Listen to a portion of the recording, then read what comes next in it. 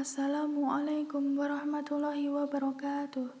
Kami dari kelompok 4 yang beranggotakan 1 Karisma Rizky A dengan NIM 220213, 2 Dewi Puput Arumpuri dengan NIM 220217, 3 Lilis Rahmawati dengan NIM 220223, 4 Petrisianita P dengan NIM 220239, 5 Aura Viralinsa dengan NIM 220242, 6 Pungkas Aprilia dengan NIM 220254 ingin mempresentasikan hasil kerja dari kelompok kami, yaitu membuat video animasi anatomi sistem persarafan.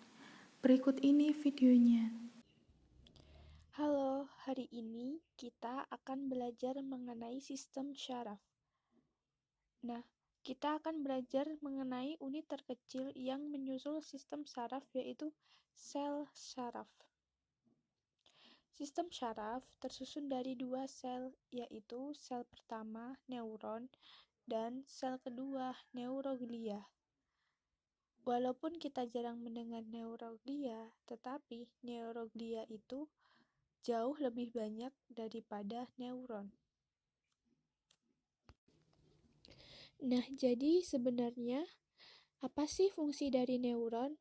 Nah, neuron adalah sel-sel dalam sistem saraf kita yang berfungsi untuk mengirim sinyal-sinyal. Neuron yaitu sel-sel dalam sistem syaraf yang berfungsi untuk mengirim sinyal ke otak.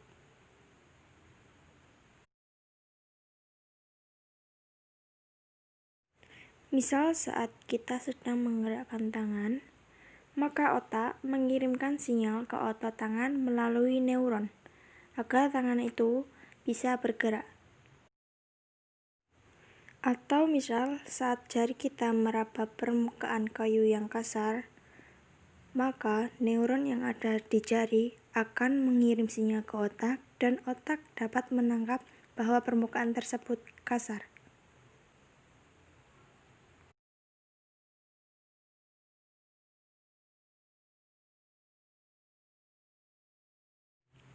Jadi, neuron berfungsi mengirim informasi berupa sinyal ke otak.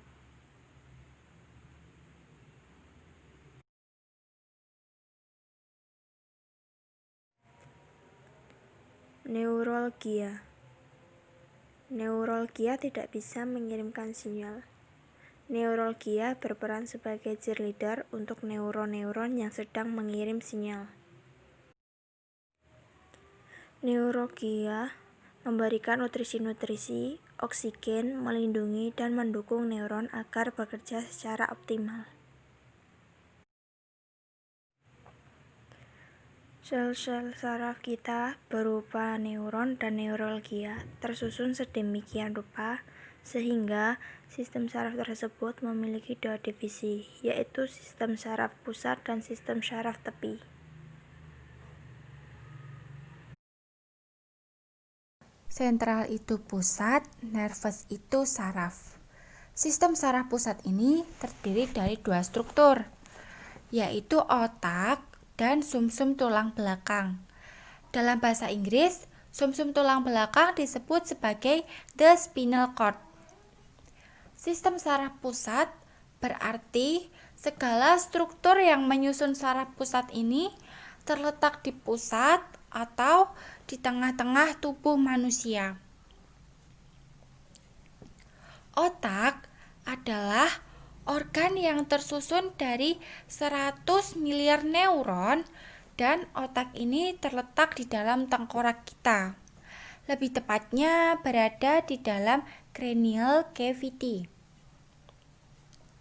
Cavity itu artinya rongga, sedangkan cranial, kra dan ni artinya brain case atau tempat menyimpan otak, kontainer otak.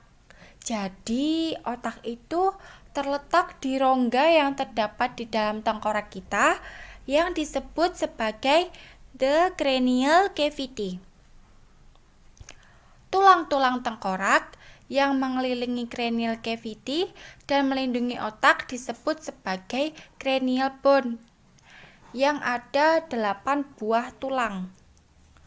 Tulang kranial yang letaknya berada di bawah disebut sebagai tulang oksipital.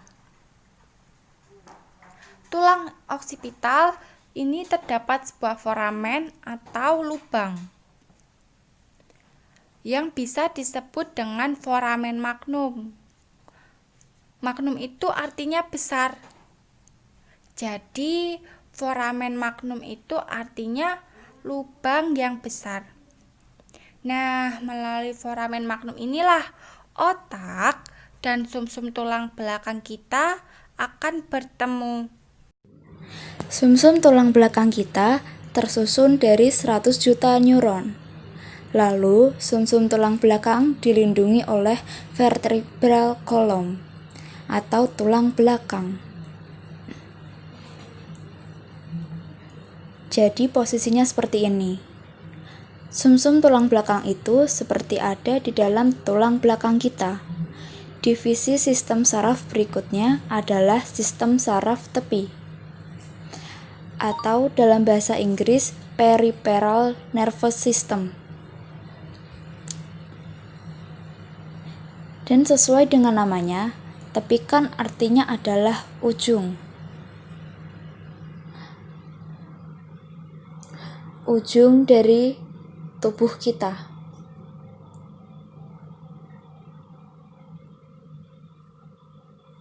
Berarti jaringan saraf yang menyusun sistem saraf tepi itu nggak ngumpul di satu pusat tubuh seperti sistem saraf pusat.